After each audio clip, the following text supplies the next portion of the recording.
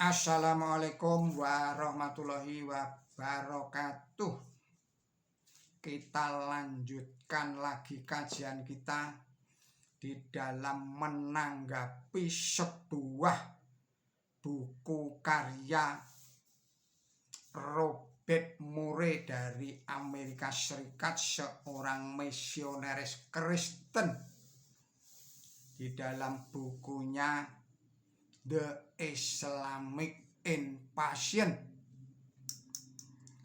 beliau menulis dalam subjudul membunuh dan merampok. Terdapat di dalam buku The Islamic Invasion halaman 31. Saudara-saudara, para pemirsa Kereweng Aji Channel yang berbahagia, serta kaum muslimin wal muslimat rahimakumullah. Assalamualaikum warahmatullahi wabarakatuh. Bismillahirrahmanirrahim. RM menulis atau menyatakan Yesus tidak pernah membunuh atau merampok siapapun.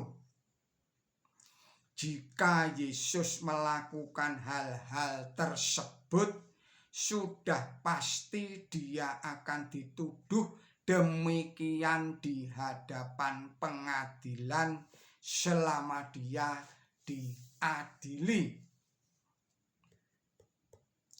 Kalau kita perhatikan cara hidup Muhammad, kita dapat melihat dengan jelas bahwa Muhammad memang melakukan pembunuhan dan perampokan terhadap orang-orang atas nama Allah, seperti yang dinyatakan di dalam Al-Quran. Tanggapan saya atas pernyataan itu adalah sebagai berikut.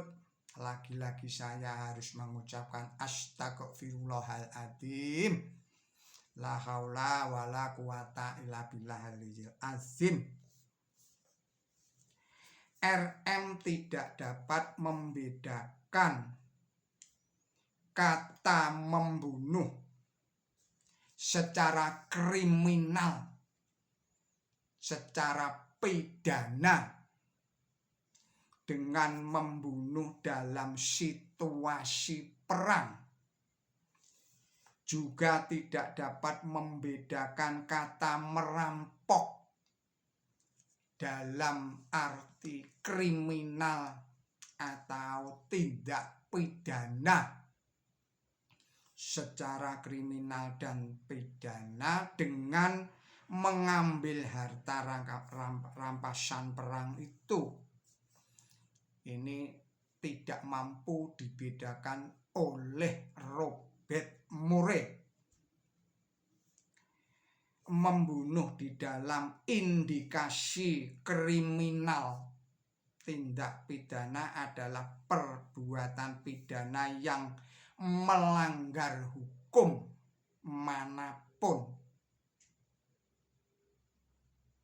Tetapi hukumnya perang dimanapun dan pada zaman apapun adalah membunuh musuh atau dibunuh oleh musuh.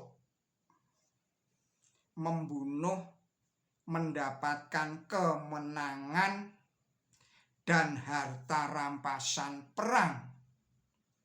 Sedangkan kalau dibunuh berakibat kekalahan dan harta bendanya menjadi rampasannya musuh yang menang itu. Tidak ada seorang pun ahli tata negara yang mengatakan bahwa membunuh dalam perang itu suatu perbuatan cela, karena tentara melawan tentara senjata melawan senjata. Tentu saja Yesus tidak pernah membunuh dan tentu saja tidak paham tentang hukumnya perang.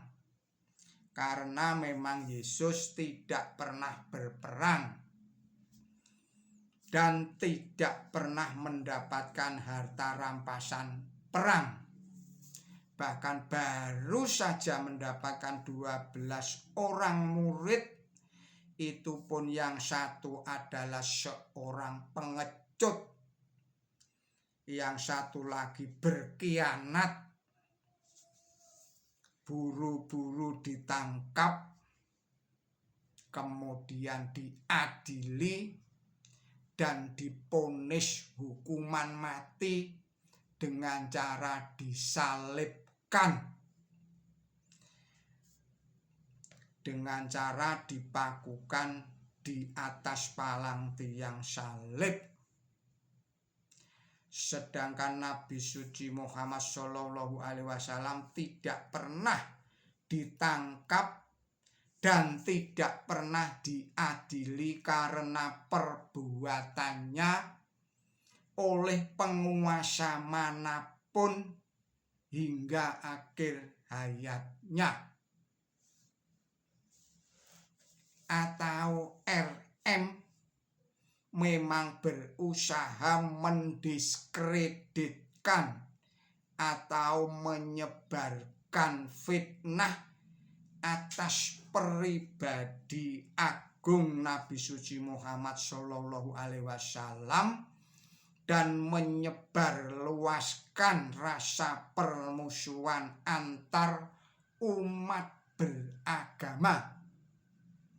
Atau memang demikian itulah karakternya para teolog Kristen, hanya pinter menghujat, tidak pernah mengadakan penyelidikan yang mendalam atas suatu masalah atau suatu peristiwa sejarah. Jika kita perhatikan baik-baik di dalam Lukas pasal 14 ayatnya 26 dan di dalam Matius pasal 10 ayatnya 34 dan 36 yang bunyinya sebagai berikut. Jikalau seorang datang kepadaku dan dia tidak membenci bapaknya, tidak ibunya, istrinya, anak-anaknya, saudara-saudaranya laki-laki atau perempuan, bahkan nyawanya sendiri, ia tidak dapat menjadi muridku. Lukas pasal 14 ayat 26. Kemudian di dalam Matius 10 ayat 34 sampai 36 berbunyi sebagai berikut. Jangan kamu menyangka bahwa aku datang untuk membawa damai di atas bumi. Aku datang bukan untuk membawa damai, melainkan pedang. Sebab aku datang untuk memisahkan orang dari ayahnya, anak perempuan dari ibunya, menantu perempuan dengan ibu mertuanya, dan musuh-musuh orang ialah orang-orang seisi rumah. Matius pasal 10 ayat 34 dan 36. Jadi menurut Injil atau Perjanjian Baru sendiri, Yesus datang di bumi bukanlah untuk membawa kedamaian